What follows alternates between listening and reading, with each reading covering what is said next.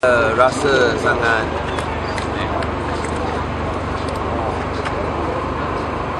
kecewa lah melihat keadaan sedemikian. Dan saya rasa yang paling penting ialah untuk melihat langkah-langkah dan usaha yang diambil untuk menyelamatkan pihak yang malang yang tersangkut di bawah.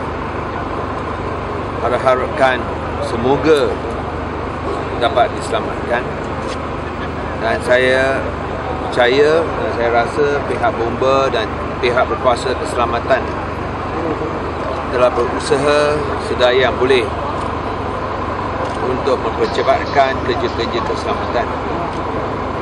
Kita memang faham bahawa kerana BIM ini sangat besar dan sangat berat, bukanlah satu perkara mudah untuk angkat. Kalau nak angkat pun mesti mempunyai mesin dan kelengkapan yang sewajarnya supaya penyelamat pun selamat. Kalau tak cukup kuat, bukan senang untuk angkat. Jangan nanti ia jatuh balik. Itu bukan kerja yang mudah. So buat masa ini pihak kerajaan negeri hanya harap bahawa kalau boleh dapat selamatkan pihak yang malang ini. Saya difahamkan bahawa ada sebuah kereta kisar di bawah, dan sehingga sekarang tak dapat buat sebarang kontak atau tidak ada sebarang tanda yang menunjukkan ada berapa orang dalam kereta tersebut. Tapi kita hanya boleh berdoa saja. Buat masa ini saya tak mau persoalkan, tapi ini akan dipersoalkan kemudian. Saya tak mahu persoalkan mengapa syarikat nama apa? Cergas Murni. Saya tak mahu tanya mengapa pihak kontraktor untuk fasa kedua Cergas Murni menjawab mengapa tragedi kemalangan ini berlaku. Saya difahamkan tadi oleh Datuk Farizan SUK dan YB Lim Wong Seng bahawa ini bukanlah jambatan kedua Pulau Pinang. Ini adalah fasa 2 di mana syarikat Cergas Murni, syarikat tempatan Malaysia, diberikan kontrak untuk membina jalan akses ke jambatan kedua Pulau Pinang. Sebab masa ini saya tak mau buat sebarang pertanyaan ke atas syarikat ataupun ke atas pihak Kementerian Kerja Raya, kerana yang penting ialah macam mana pihak yang malang ini dapat diselamatkan dulu. Soalan-soalan yang saya rasa ditanya-tanyakan oleh rakyat, macam mana tragedi ini boleh berlaku, macam mana kerja sedemikian boleh dijalankan, pada masa yang sama kenderaan dibenarkan menggunakan jalan di bawah.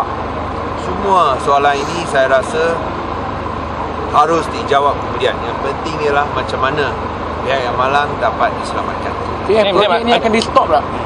Projek ini akan di-stop. Adakah kerajaan negeri akan arahkan projek ini untuk diberhentikan buat sementara waktu? Saya rasa buat masa ini tentu ia harus dihentikan buat sementara waktu untuk memastikan keselamatan kerja-kerja. Ini adalah kontrak kerajaan persekutuan. Kita di sini telah memberikan kerjasama yang penuh kerana ini adalah satu projek prioriti. Tapi saya percaya Kementerian Kerja Raya tidak akan membantah sekiranya kerajaan negeri meminta kerja ini, seksyen inilah dihentikan untuk menjalankan pemeriksaan oleh pihak bebas. Bukan sahaja seksyen ini sahaja, tapi keseluruhan jambatan kedua Pulau Pinang. Kerana tragedi ini adalah sesuatu yang kita rasa amat merusingkan rakyat. Selain daripada menyayat hati Tapi tentulah akan menjejaskan keyakinan orang ramai kalau mereka yang menggunakan jambatan kedua Pulau Pinang, mereka mau yakin bahawa ia selamat. Dan saya rasa ini adalah satu tanggungjawab berat oleh pihak kerajaan pusat untuk memastikan ia selamat. So tentulah kita dan saya rasa syarikat sendiri pun tidak akan menentang kalau kita membantah, kalau kita mengarahkan ia mesti dihentikan dengan segera supaya pemeriksaan yang sewajarnya dapat dilakukan.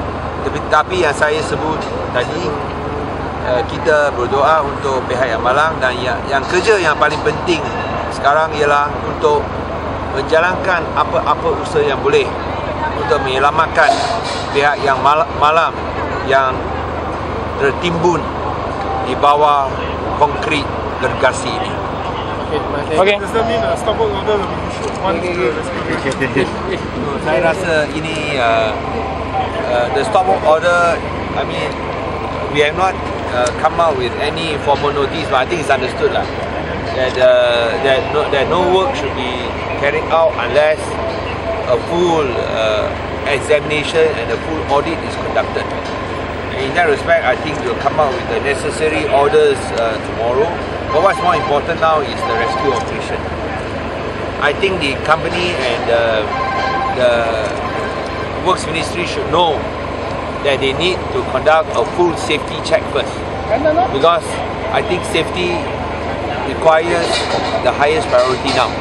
I'm sure not only this company, Cergas Muni will do the necessary checks, but I think the ministry will also instruct or appoint an independent consultant engineer to do the necessary safety audits and safety checks.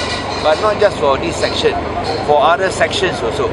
Even though they are not involved, I think the people demand these basic safety checks to be conducted.